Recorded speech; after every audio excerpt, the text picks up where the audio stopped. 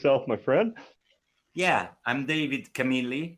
I'm a guitarist. I'm a guitarist, musician. I was classically trained, let's say, in Milan. Even if my, let's say, formal education, I have a degree in music performance in electric guitar here in UK. And after working with several bands, I did a little bit of session musician in UK and Italy. And then I began to work on my first album. My first single actually was in 2018, and it was Courage. And now I have another single on Spotify, which I really like. Even if I, of course, I could do it. I could do it better if I had a better, let's say, production. But Yeah, I'm pretty satisfied this time. The first single, it was okay. This time it's better, I think. And this new single is called Forme Uniche nella continuità dello spazio. Is an Italian title. yeah, because you're overseas right now. You're originally from Italy, you said, or Spain, was it? Italy? Milan, Italy. Oh, Yeah. okay. Yep. Milan. And maybe you mentioned Spain because there are some Spanish influences in my style, because when I was studying classical guitar in Milan at Accademia Civica, I saw that some composers, even if they were classical composers, they look into what the folk music at the time, which was flamenco. So I played a bit of flamenco as well, or I look into the baroque music influenced by the popular music, the flamenco. So I had quite an interest in that kind of genres. Yeah. So you've been pretty busy lately then with everything going on. We touched base a little bit. You're in the processes of building a little recording studio or like a I'm working on that thing, and I'm trying to get better resources. I have to figure out better law and in UK and how to do it, for what is regarding the legal stuff, or rather than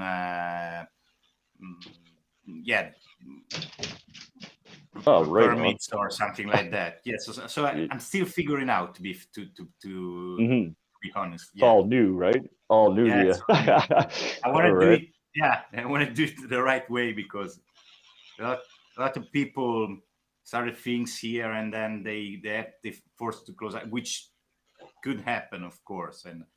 But I'm trying to do it the best way I can. So, yeah. No, that's excellent, man. It's good to see you're busy and you're staying up on top of everything. Yeah, that's my problem. Too many things. Yeah, I like to build guitar as well. Sometimes I build some guitars. I work as a repair guitarist. Guitar repair. And so I have a little bit of expertise myself in building or repairing the guitars. And I also like to paint. I don't know if I have something even in the wall. Something I painted when I was in. Actually, I also went to school in Accademia di Brera in Milan. That's very good, man. Yeah, but I didn't finish that because then the music took over, and I decided that music was the thing. I like to paint, but I don't love it. Let's say I like it. I don't like to paint, but you love to play. Pardon?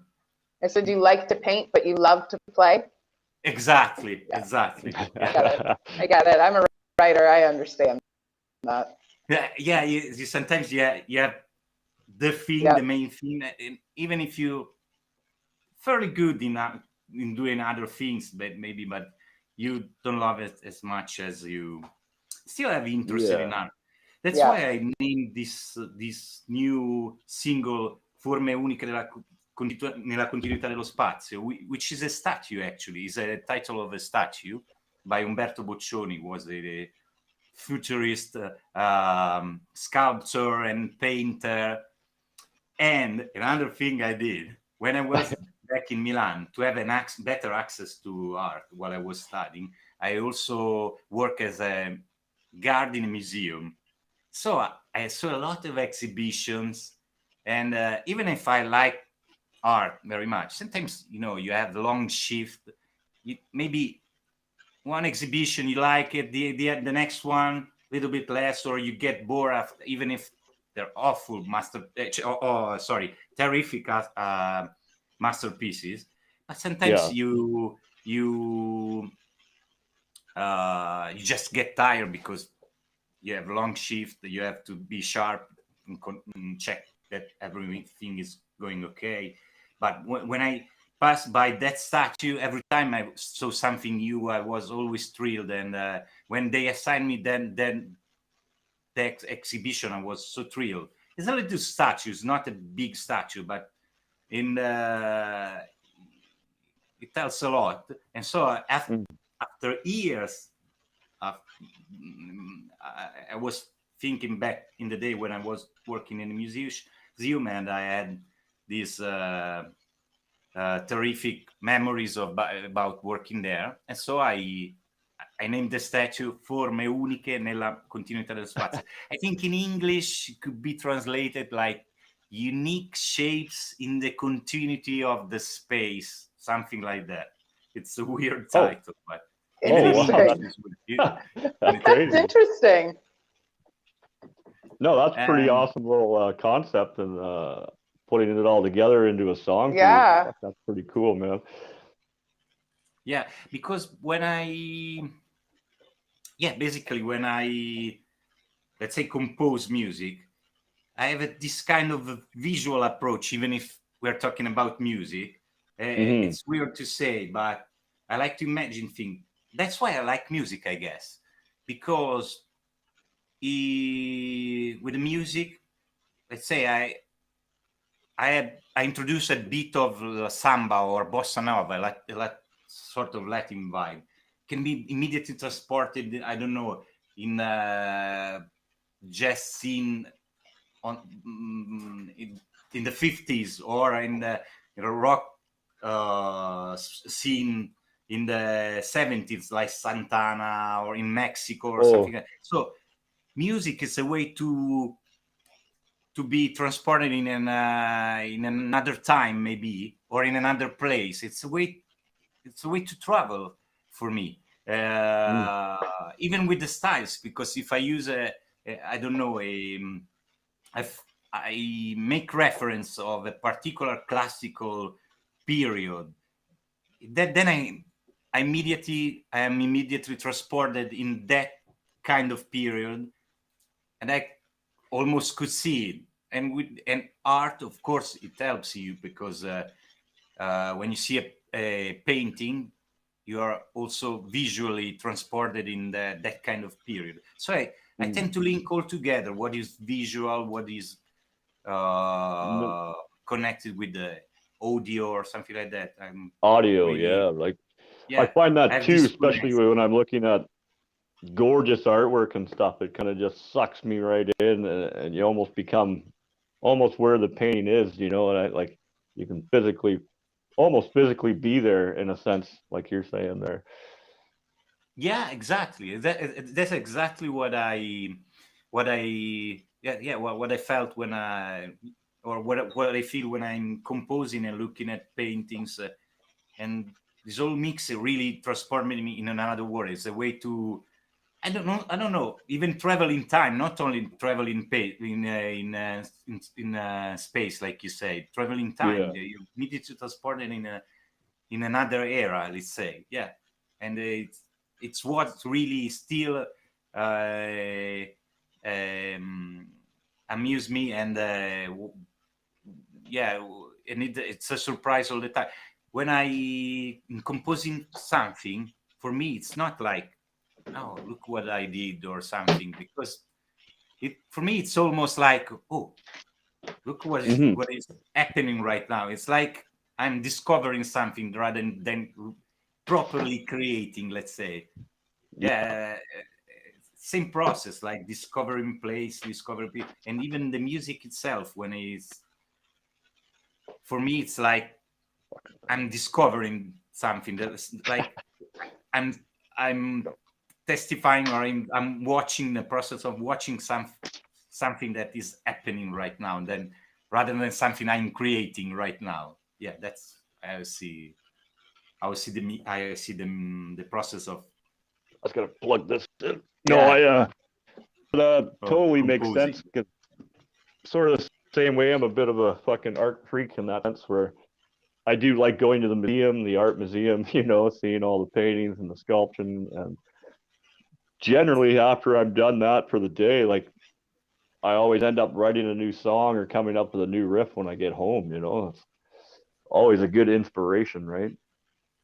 Exactly. That's the same for me. Yeah, because that's awesome. Yeah, it's as I mentioned before. It's like you found something, and then it's like for a kid when they got a new toy. I had this idea, or I saw this painting, and I have this sparkle of an idea, and then I go home excited, and I want just to play with it. Yeah, let's say. Yeah. Have fun with it. Yeah. No, yeah.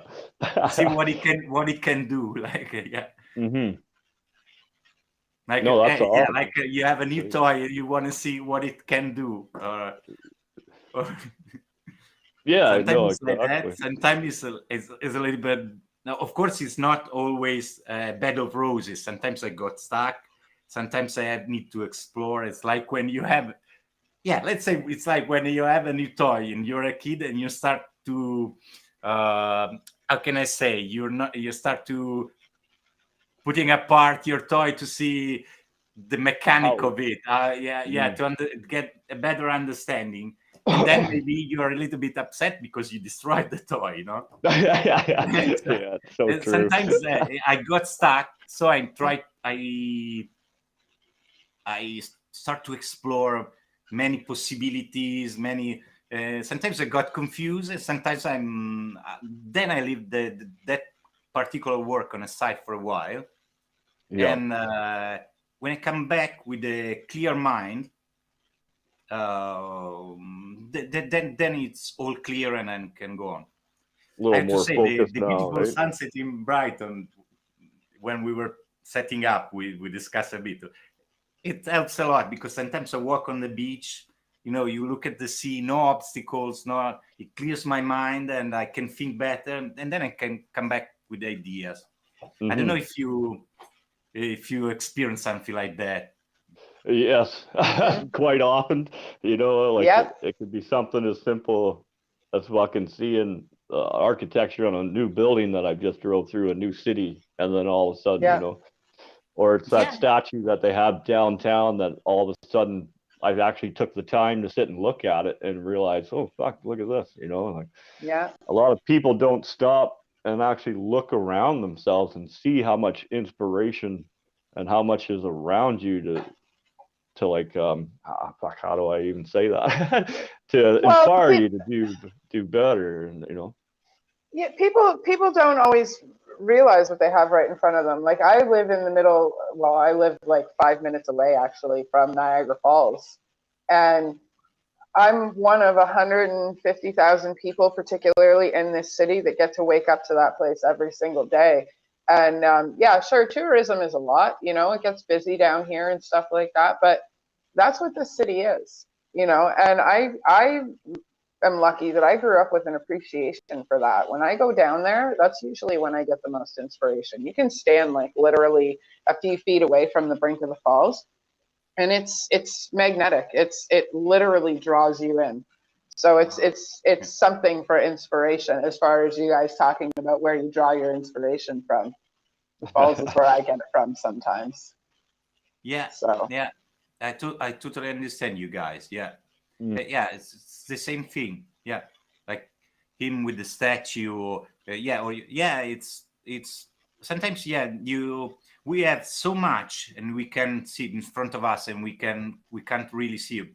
I'm talking about myself as well, because sometimes I think I would travel a little bit more, even if I lived in Sweden, I lived in Italy, I'm living here in UK, yeah, and so, and I traveled a bit, but sometimes I go around the corner and I see things and I say, oh, yeah, that was literally in the back of my house, and I never took a chance to really, to really appreciate it. Appreciate it. Yeah, I don't know why, because of course you are, everyone of us is struggling with our day by day life, and so maybe we are we have a lot of distraction, let's say. Unfortunately, we don't have the time all the time to go around and really make hours what we see, or really go in a deeper mood, or because which is a sort of meditating act for me, let's say. I cannot really, I can, because I cannot really stay that much. I don't know,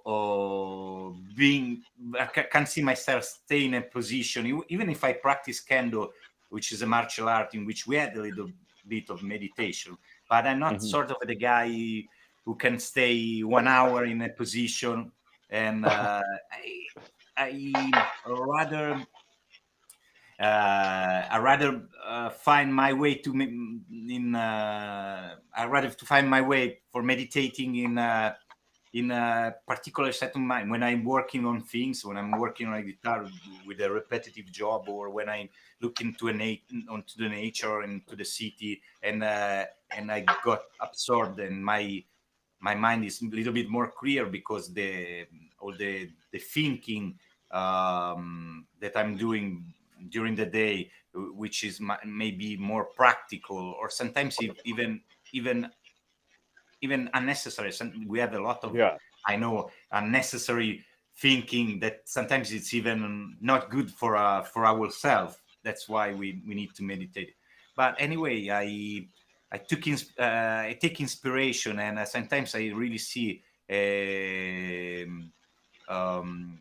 exploring what is the world around me, or exploring with the music, or the activities that I'm doing, like drawing, or rather than playing, like a sort of meditative act, let's say. I don't know if you see a little bit also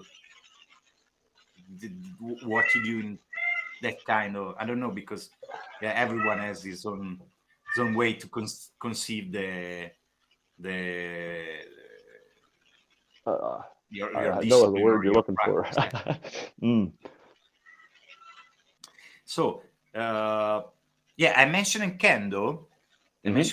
Because another piece of music I did, which is completely different from what I did in Courage or in Forme Uniche, is The Way of the Sword, which is let's say a piece inspired by Japanese music. And that's for two reasons. The first one is that I joined a kind of club some years ago, and I started the practice, and I met Japanese people, and another friend of mine also is an amazing musician. He's not a professional, because he doing another job, but he was moved in Japan. He moved in Japan for working reason, and then we started to chat about what it was like living there. That's another place in which I want to live. And we started to speak about Japan, and then this thing grew a little bit further. And then we did this piece together. He does electronic music. His name is Talawerks, and he's a good musician as well. He also play the tabla, India tabla. It's amazing. He's an amazing drummer with a traditional drum set, and there's in this piece is electronic music, which is something that I don't do usually. I'm not saying that I don't like it, but it's not just even if with my music I cover a lot of genre, but electronic little bit less. Sorry, and the name is The Way of the Sword because it was inspired by Kendo initially, and from the discipline and the meditative side of the practice. And he joined me with this piece, with this electronic contribution, which worked strangely in my scene, at least for me, because I never thought I could do something like that. It worked, and actually I like the piece. I even listen myself, because I don't know if you listen to your own music. It's weird to re-listen to your music, or even for us, like for me to rewatch the show. I'm like, I can't do it, man. No, he leaves it to me to do that. Yeah. But so no, that I can understand that though. It's funny though, because sometimes we're our own biggest fans and we're our own worst critics at the same time. We love what we do, but we don't want to give it to everybody because it's not perfect, right? Or at least we think it's perfect, but we don't think it'll be perfect to them. Right? Like I've written 3,000 plus poems that nobody's ever seen, probably will never ever see, but I've got those 5 books out of the 3,000 different things that I've done where I'm like, okay, here, you can have these. Yeah. So do you find that you do that too? Like you have a whole bunch of stuff. It's not that you won't release it or anything like that. It's just you don't want to because it's not quite what you think anybody else will think it is, I guess. Going on the own worst critic type thing. I have a lot of things recorded already, or in a state. The day one, it blew my mind, and I say, oh, that's finally I really did something I like. The day after is that what I don't even, if I'm not sure, I don't even put it out. I have plenty of recording or just ideas. Sometimes I even when my phone is full, I steal my wife's phone and start to record ideas. I felt that sentence because my phone is full. Exactly, because at the moment I'm so convinced that is gonna be. I say, oh, I don't know how it went until now, but this is really good. And then the day after I listened to it, I said, I'm not saying it's not bad. I can see that I wanted to record it. It's an idea. It's very good. But what I was thinking, why I thought it could be something. It's a good idea, very good idea.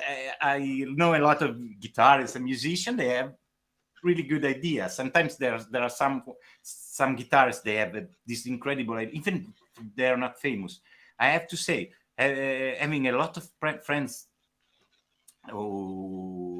musician friends, I've seen a lot of very underrated musicians, and I don't know why. I said better than me, but better than people who are really famous. I saw sometimes, I have to be honest. Sometimes there are some people that you say, okay, it's not super big. You're not super big. I can see why. You're good. Like my piece, what I mentioned. You're good, but I've seen a lot of musicians, and I thought, oh, this dude is really something, and he should be famous. But we find that a lot around here with like our local scene. We have so many great local musicians that are, as far as I'm concerned, they're blowing a lot of these guys that are fucking pretty big putting out their new albums, but their new album sucks dick. Like, but yet Cross Dogs down the road here or fucking Die Sci-Fi, they're fucking phenomenal. Everything they're writing is fucking very good, but no one's I don't know, like why aren't they on the fucking radio, you know, or why aren't they having music videos on fucking MTV, right? Well, and this is a good way to segue into the question of who's around you that's local that you think us in Canada should be listening to, should hear, should learn about, know about, and promote around here. Yeah, I have a couple of groups that I have in mind. One group is Kickfist. I really like them, even if they're taking a let's say they are a little bit on they stopped in because of the COVID or something. They recorded like 4 pieces or something like that, which they are really good. They played in a lot of venue here. They have a lot of gigs, and Concord. There's a nice club, is Concord 2 here in Brighton. But anyway, and their name is Kickfist. I like also another group which is called Drift. They also are not really famous, even if they played everywhere here in London or here in the East Sussex, here in the UK. And their name is Drift. They are not really famous at all, but I like it because they this sort of approach, which is similar to mine. Their music is basically hard rock, but it's quite unusual. Sometimes they have strange riff, and on top of it, they play really everywhere. They play everywhere here, and so people, I think they know it. They know them here, but they are not famous. I mean, they, except from local radio, I don't think big stages or something like that. But I like it. Kickfist is a local group, and it's really hard rock or heavy metal. I would say. Oh, nice. It's really heavy metal, and the reason I like them is not only because it's good. If you listen on them to Spotify, you can see they are really good. But sometimes you have some groups that they are really, really good in studio. When you see them live, you say, okay, it's okay. I can see that it's the same thing. But, in studio, you have your own time, settle the sound, have your best shot, and so on. And when you see them live, it's good, but it didn't blow you away. No. I must say that Kickfist, it's the other way. I even played with them one time, just one of their pieces. I played with them, and when you heard them live or see them live, it's better than in a studio. This is a classic group that in a studio you say, okay, I can see they're good. When you see them live, you really feel the energy and the skills they have. Also, they're very good guitarists. The guitarists change it to the from time to time, but they always had a very nice guitarist. And the guy, I like the Zach is his name. I like his voice. So I would say those two groups for now, but yeah. Okay. No, we'll definitely get them off you later, and I'll reach out to them. We'll definitely check their music out for sure. So since things have shut down a year ago, because we're on our anniversary of No, You Can't Leave the House, how, to put it politely, so how I don't want to talk about the negative part of it, because we all know the negative part of it, and it's just been rammed down our throats in some way, shape, or form for the last year. So what are the positivities out of this? How has this helped you musically? And what kind of position has it put you in for when things, I don't know where you guys are at with your world opening back up and playing and venues and stuff like that, but we're still shut right down. So, and we've lost hundreds, if not thousands, of venues across Canada. So how has it helped you? And where are you guys at with you know, getting ready to get back out there, or are you already back out there? No, I'm not already out yet, because as you can see, even here it's not possible to have gigs or something like that. Maybe we will be opening up in the summer, I guess. Yeah. The positive side is that I have more time. And it's positive and less positive. I have more time with myself, let's say, to this time explore what is inside than respect what is outside, let's say. Right. When we mentioned the painting or the beautiful seaside places, or and so which is good and bad. Good because you really know yourself better. Bad because you have to face. You have to face yourself. You physically. Well, bad because you know yourself better. Mentally, right? Is I know myself better, and sometimes yeah, I know myself better. Yeah. Because everyone is strength and is and then in their weaknesses. Yeah. Yeah. So, yeah, it's kind of the same turn of the coin. No matter which way you look at it, you're getting the same result. I guess it's all perspective, though. It's all about how you change things. Because much like you, I did a lot of having to face myself and learning and growing, which is how we ended up where we are today, TJ and I. But like, it's definitely been a journey, and facing myself has definitely not only made me better in the things I do, but it's made me more humble and more cautious to the things that I maybe don't do. You know, so like I can see what you're saying about it being an inward journey as opposed to what's going on the outside. Exactly. Yeah. And so sometimes, yeah. Oh, I got a good question for you. I noticed you surf, man. How long you been surfing for, bud? But I surf occasionally, sadly, because the weather here, it's not that great. Even if the real surfers, let's say, they don't care. Even it's freezing, they will surf anyway. So I surfed a little bit on Portugal. I surfed a little bit in LA when I was in LA on holidays. It was 2 years ago, I guess, 2 years ago, and it was beautiful because it's really hot there, and LA is fantastic. Exactly. I can see why.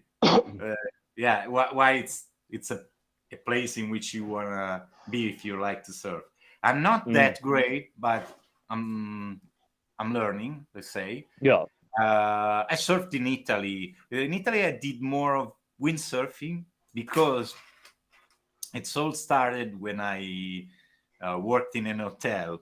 Like was 15 years ago or something like that, in a hotel, and it was an hotel and also like a small village in which you can rent a little apartment. And there was also entertainment, sports, music, and I was initially just because I do like also archery, and I even had I don't know if it's still valid, because I even have the license for teaching archery. And then just because I started to work with the guy who did piano bar at the time, it was I started to take the music side, and at the end I was even chief of entertainment. So I was coordinating the whole area of entertaining, the sports and the music and the cabaret, and I performed myself, of course, because I was still not forced, but yes, I still have to perform, which I liked, of course. I still had to perform with this guy. It was Italian pop music. So sometimes it was nice, sometimes it was just we had to play what it was requested, or what it was popular, and it was okay. I'm not complaining, but it started there, and then there I met this guy who was working in he was the chief of the water sports center, and he taught me about windsurfing, and then I met another guy there, and I was fairly good in windsurfing. Let's say I'm better in windsurfing. I think it's easier for me, even because surfing is require a lot of different technique. It changes. It depends on what you have. But windsurfing, once you get it, more or less you get it. Maybe you're still a bit clumsy, but it will take a little bit more to come back where you were originally started, but you will figure it out. But then I met this guy. He was from California, Andrew. He had an amazing life because he was younger than me. I was younger at the time, but he was younger than me. He was a student, so he played basketball, and basically in winter he was studying in LA, and was in California surfing all the time. And in summer he went in Tuscany, in this village, because part of his family was originally from there. So he has this amazing life because he spent like 2 months there, and the rest of the year in California. And he taught me a little bit the basics of surfing.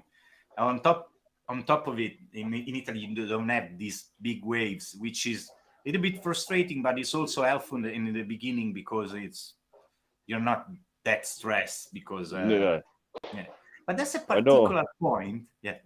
I'm sorry. Oh, especially like LA, you get fucking 30-foot swells sometimes, like pretty good wave to catch in that sense. Like, I know here they do a lot of windsurfing off the bay, Georgian Bay and stuff here, but we only get like a 3-foot swell. You can kind of surf on it, but you're more or less wakeboarding or windsurfing here as well, right? Yeah, that's the same was in Italy. There was a particular point was called Le Rocchette. It was a particular spot in this part of Tuscany in which you got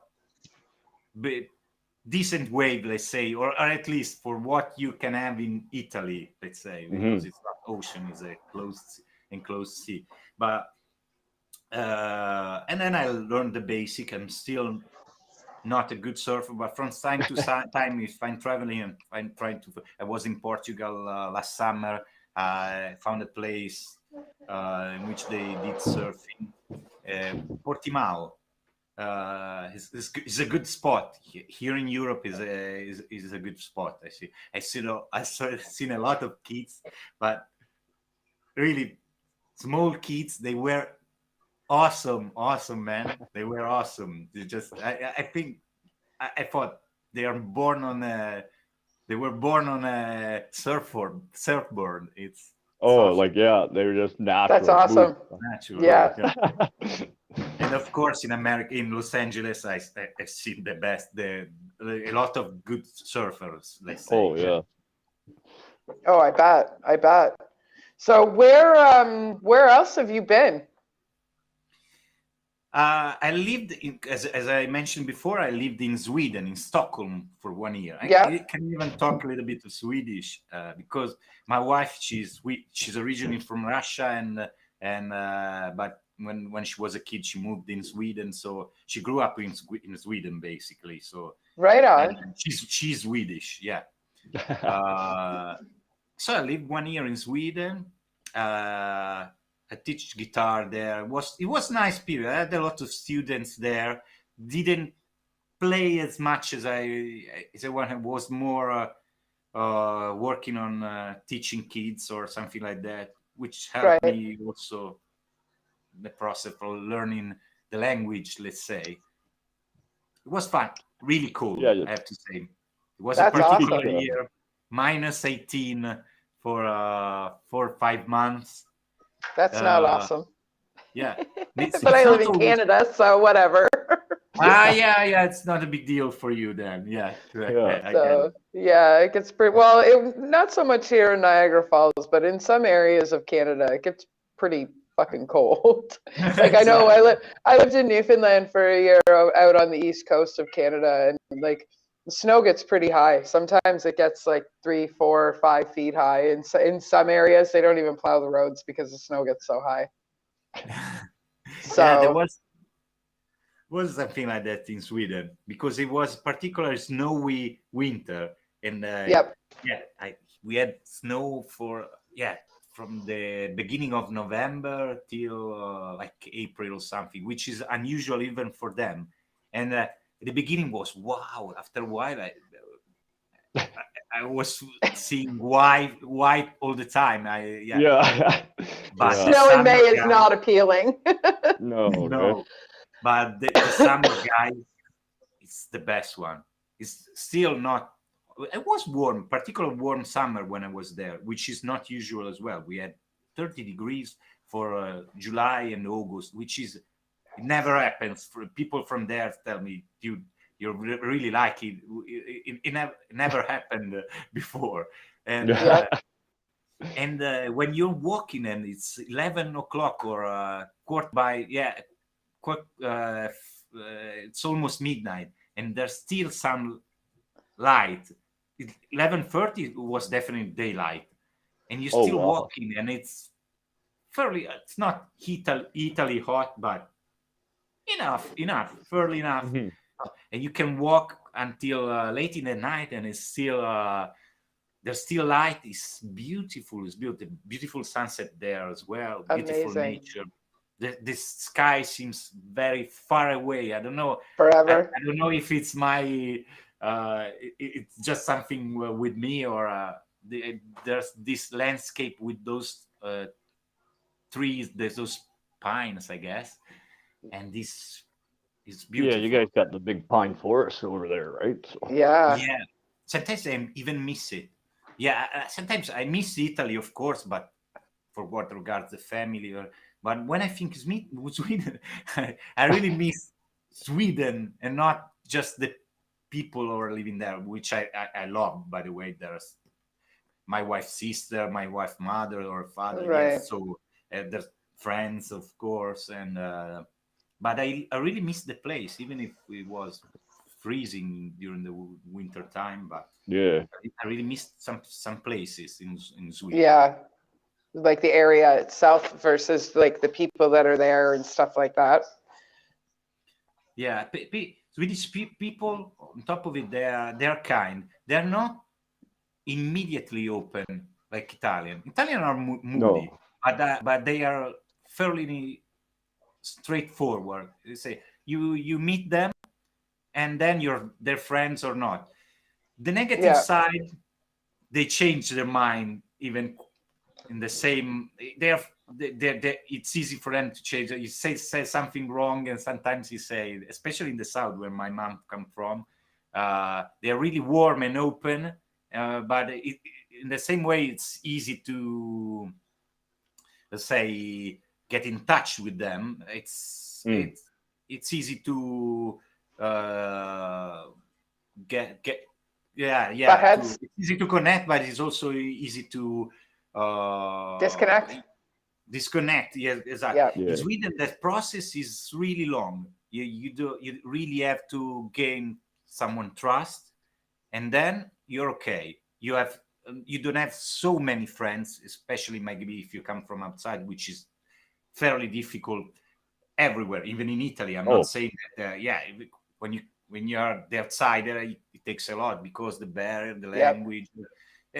It's not even it's not a racist or something or nothing like that. It's just because someone talks to you in a way that it takes a little bit more effort to make a conversation, and suddenly you don't even know why, but you have the tendency to speak with another one with another one, and you can relate a little bit more, or it's faster connection. But Swedish people are really nice, really correct. Yeah, I have to say they're good people. In England, in the middle, because they're a little bit more warmer. They're a little bit Yeah. warmer, sort of like, I don't want to say like Italian, but they're definitely warmer. Sometimes they don't like to, what I discovered in UK, they don't like the confrontation. For example, if I say, oh, if someone give me this pen and I don't like it, I tend to say, oh, thank you. But if someone really asks me, it is your favorite pen? If it's not my favorite pen, I will tell you, listen, dude, I have to be honest. You gave me the pen, and I thank you, but I like it, but it's not my favorite pen, because it's not. The English tend to avoid the confrontation. They will tell you, oh, this is brilliant, this is my favorite pen, and then you will see it in a bin. So, but not because they're mean, because it's difficult to them. They don't want to create like a friction. Yeah, it's a genuine way to. It's their genuine way to keep the things cool. Yeah, especially if you're their friends. So they don't mean something. They don't do it because they mean something bad or something. It's just their way. The Italian are straightforward, which is sometimes it's even even considered impolite for someone, because because whereas like forward, whereas like the English are more like passively polite. Yeah, exactly. You know? I can say yeah. If they don't like, if they like, a good example, it could be this one.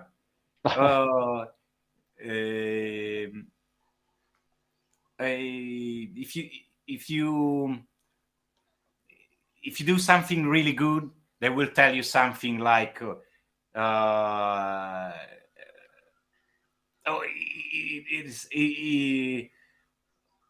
it's brutal, man, or something like that. If they tell you the word like brilliant or amazing, then you know it. Shit, I'm sorry to say. You can say whatever you want on our show, man. The word brilliant, that means I don't like it. If you hear the word I like this, or it's good shit. I know what you're saying. I know exactly what you're saying. We do that here in Canada too.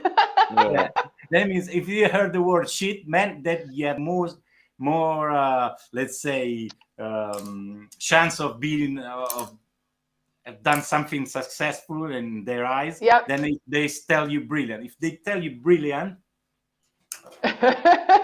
keep walking. Keep walking. Keep walking. That's funny. So if you could play on any stage anywhere in the world, where would it be that you haven't played yet that you want to play? Oh, that's a good question, and I really didn't thought about it. I know I pretend like I have no questions when we start the show, and then I throw in these like, oh no, how do I answer this? No, it's brilliant actually. Or now you make me feel it comes to my mind. Of course, Wembley Stadium. Yeah. That's a big one there. Yeah, I see what I'm talking about when I'm saying that, and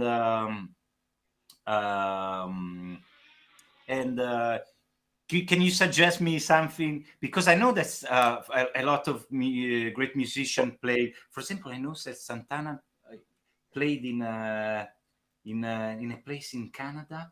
I don't remember now the name, but it was a cool venue.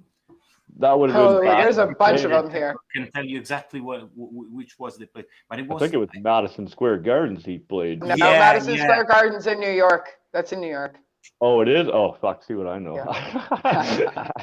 TJ is a world traveler, but I know where everything is. Yeah. Well, there's I'll tell you later. I'll look into it. It was definitely Santana, because I remember watching a video Santana, and I watched this venue, and I thought, oh yeah, that if I grow up, I want to be there. When I grow up, you haven't grown up either? That's fantastic. That makes three of us. Yeah, but yeah, but it was a cool wedding. And Wembley Stadium, because because I'm a big fan of Queen. It's of course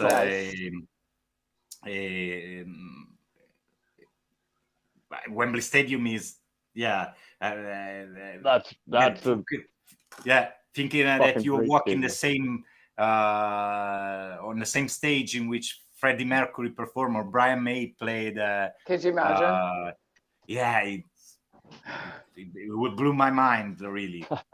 My 10-year-old belts Queen like she's known Freddie Mercury personally for years. I don't know. Like, my kid's a good singer, but when she's been listening to Queen since, actually, this is going to swing right into a question. She's been listening to Queen since she was inside my stomach.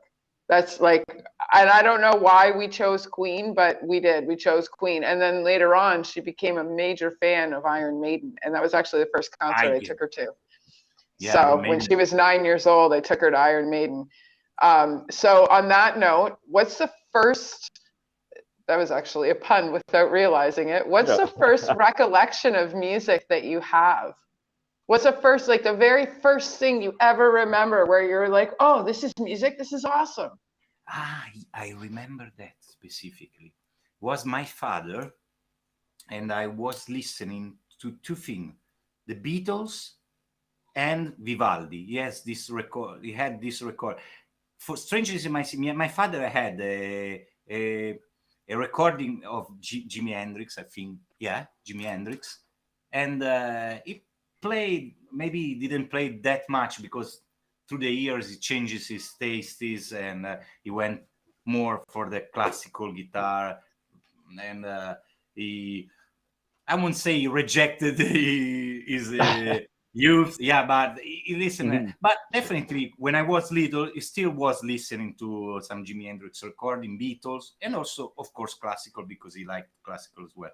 But for some reason, and you will think it's strange, it wasn't Jimi Hendrix that blew my mind, but it was the Beatles. And I remember having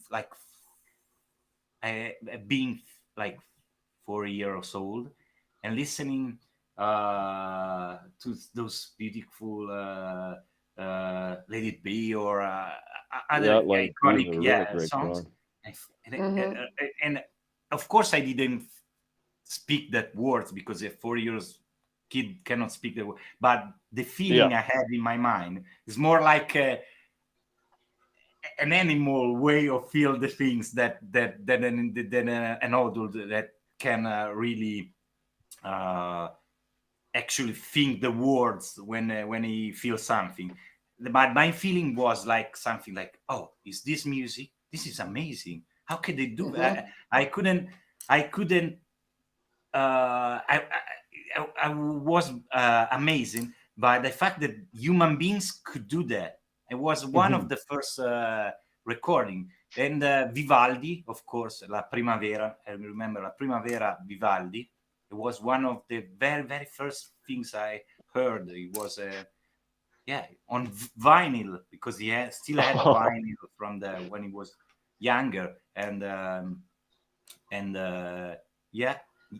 vinyl's making a huge comeback right now. I was blown away. It's like when you're older and you fall in love, you still thinking to that girl. In that case, it was a song, and you still thinking by the day you're doing your things, and then you got distracted because you think back to what you hear. And sometimes when I heard about a particular piece of music, I won't say that I had the butterfly in my stomach for the whole day, but I really was thinking about it. I thought, how can those guys can do that? But can I do something, or can other people do something like that? It's incredible what human beings can do.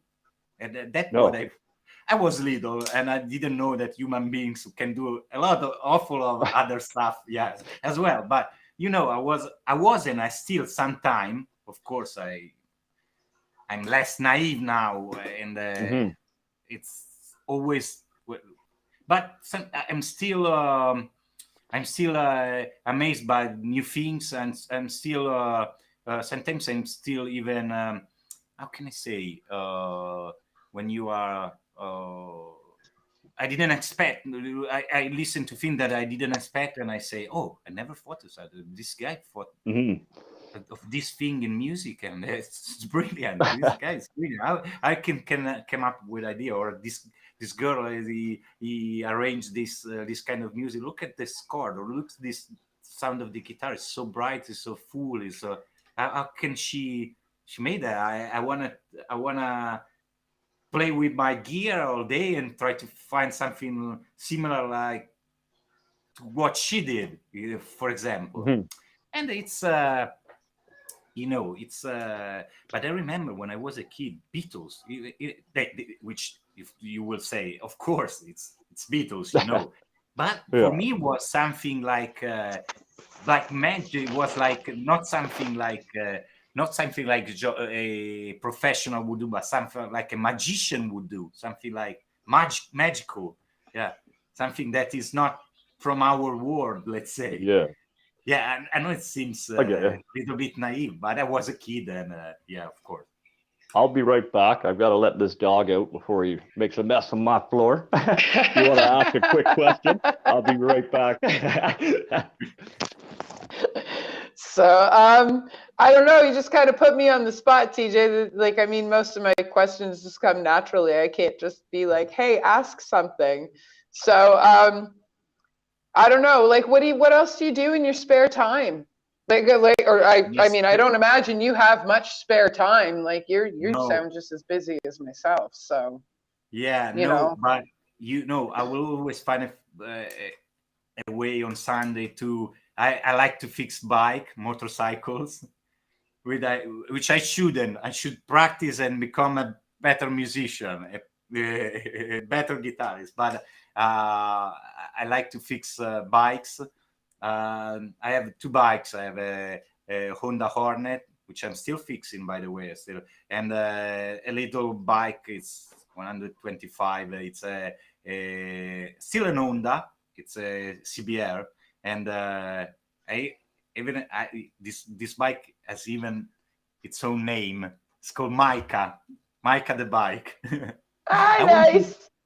I want to open an Instagram account and go on this bike, Micah the bike. I will call it. I'll follow it. Micah the bike. Yeah, you give me an idea today. I'll follow it. I'll definitely follow it for sure. That's awesome. That's awesome. So you put me on the spot, TJ, but I still pulled it off. So man, I was kind of checking your Facebook out. She's good. I've seen that you're fixing bikes and mainly crotch rockets and stuff too, or do you work on all bikes? I fixed about more fixed about the aesthetic things, and for what regards the engine or something like that. I know a friend of mine, and I will rely in the future for this other project. Actually, I have two other projects that I'm doing. One is really almost hopeless, but I think I can pull it off. If I'm lucky, I can pull it off. And because one is as a misfiring cylinder or something like that, that my friend explained me what we can do and when he will be here, because now he doesn't live anymore in Brighton, but it's a biker, it's a proper biker, not a charlatan like me, and he knows about engine and stuff a little bit better than me.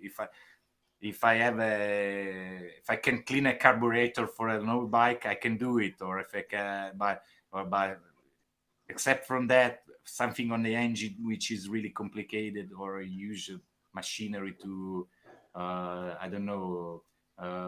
Give a new life on a piston or a cylinder, that it's better to call him because he knows his stuff. But in a France, it won't be. I won't be spending a fortune. Yeah. You're not paying even a couple of beers. It would be enough for the health. Yeah, because he likes it. He enjoys it. Like, it's like me. It's like to playing with the bike, with the engines and stuff. Yeah. No, that's great. So, skating a bit. Skateboard. a bit. Which Oh I'm yeah, not I used to gonna probably longboard when I do was for it, younger. but I still have I had a new board, a new skateboard. My wife gave me as a present, but I'm still owning an old board from the 90s. It's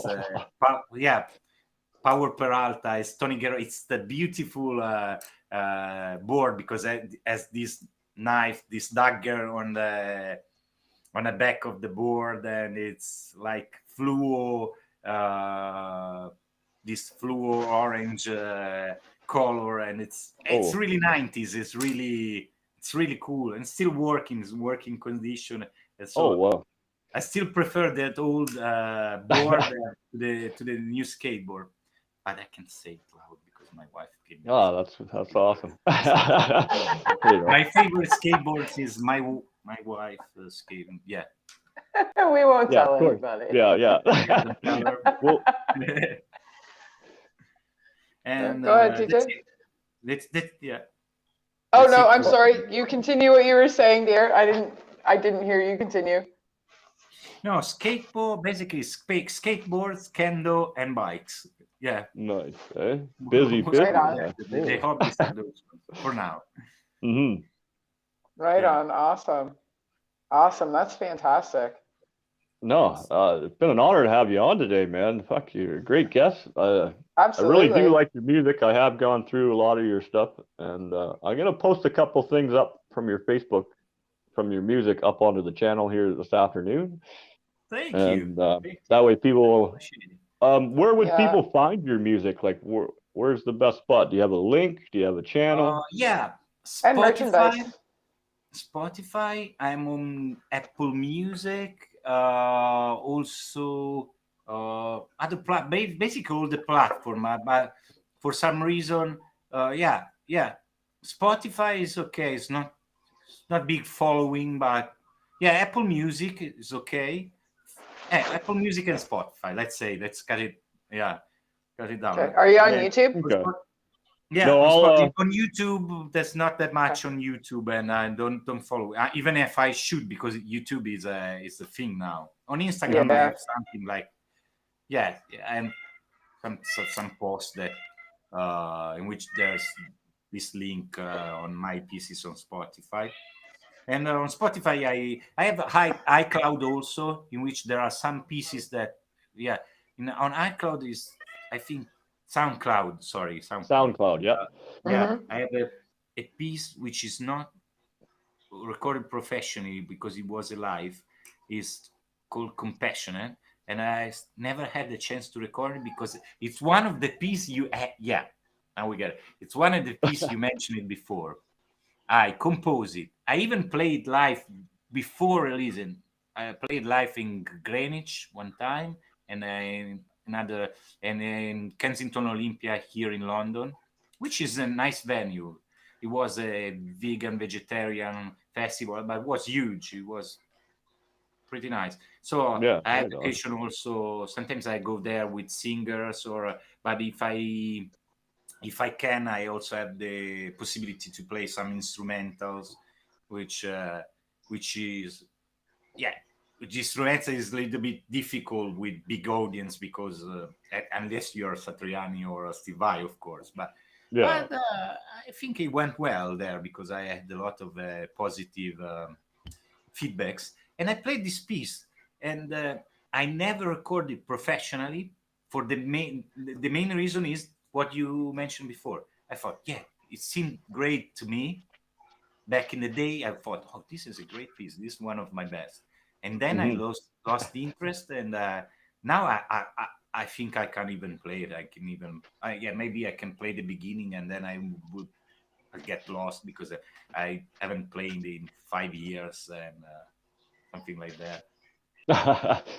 But it's not an awful piece. Of course, you will say it's your piece. What you can say, but it's on my SoundCloud. It's called Compassionate. And checking that out. Yeah, it's like it's alive. If it allows me to share it, then I'll get it up on the page as well, so the peeps can hear it, check it out, and then they can follow the link and find your stuff, right? So that's perfect. And this is played with the nylon string, nylon classical guitar. I have also another piece like that, which I like more, which is Crackling of the Old Fireplace. Is actually on Spotify, and it's an instrumental piece on a classical guitar with the proper classical finger picking, nylon string, as I was trained many years ago in Italy. And it was influenced by this composer, which is fairly known among classical music guitarists, was Agustin Barrios. Was not famous like Segovia or John Williams or other classical guitarists, but he composed amazing music. Agustin Barrios, he was I think he was from it was Latin American for sure, yeah.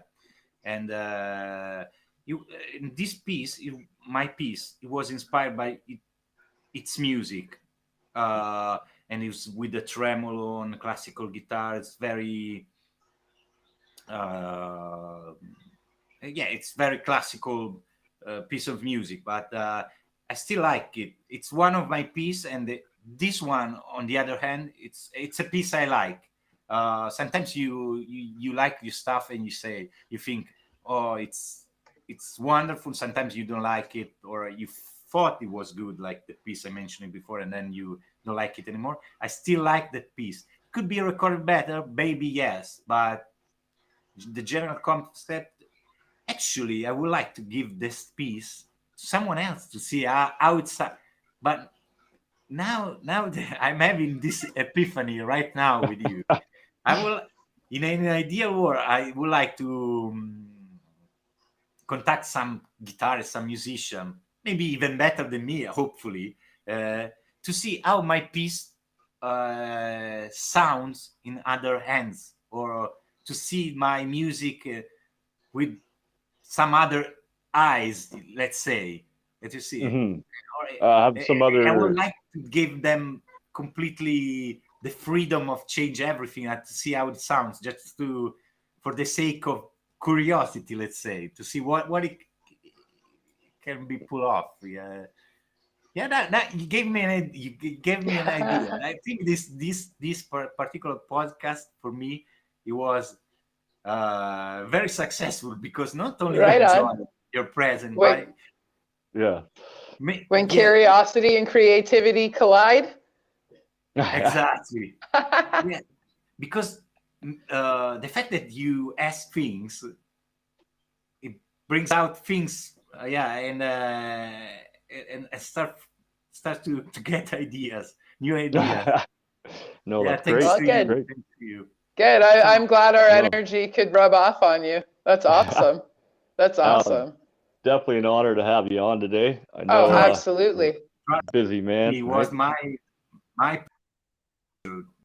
having me today, really. Oh yeah. Oh, it was wonderful. In the future, when you get some more shit coming out, and we'll have you on again, man. Of course. Definitely.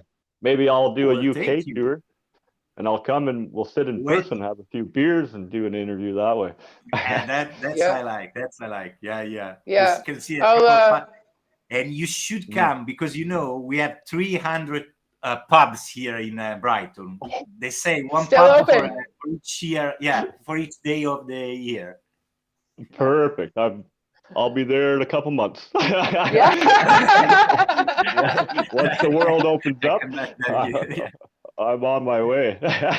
That's awesome. That's awesome. Well, we'll definitely be in touch. I'll get in contact with you about Sofa City Sounds, which is something else that we do around here.